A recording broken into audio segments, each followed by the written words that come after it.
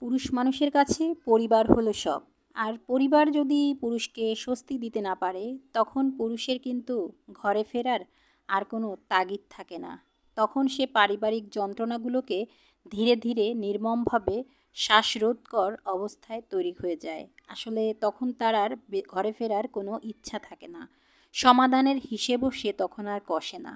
বরং সমস্ত যোগ বিয়োগের শেষে শূন্যকেই চূড়ান্ত ফলাফল হিসেবে মেনে নিতে বাধ্য হয়। আর তখন আমরা পুরুষকে ব্লেম দিতে শুরু করি, বলি সেই পুরুষ ভালো না, পুরুষটা নারীর যত্ন নেয় না। আসলে সারাটা দিন পুরুষ খেটে মরে। একজন নারী যখন সংসারের মায়ায় একে একে নিজেকে বিভিন্নভাবে বিসর্জন দেয়, অনেক কিছু ত্যাগ করে সংসারকে আগলে রাখে, ভালোবাসে, তখন একজন পুরুষও কিন্তু তদ্রূপ কষ্টই করছে। ভিন্নতা কিন্তু সব জগতেই আছে, সংসার জীবনেও আছে। উভয় ক্ষেত্রে একরকম হবে, সবার ক্ষেত্রে এক হবে তাও কিন্তু না। তবুও মানুষ কিন্তু থেমে থাকে না।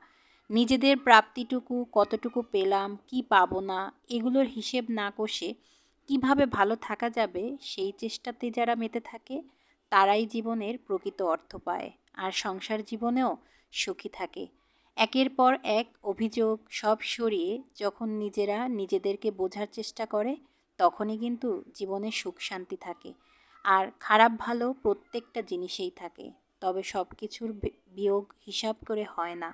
যোগ বিয়োগের খাতাটা মাঝে মাঝে বন্ধ করে রাখতে হয়, তাহলেই কিন্তু সংসারে এগিয়ে যাওয়া যায়। আর এই এগিয়ে যাওয়ার মাঝেই কিন্তু সংসারটা টিকে থাকে।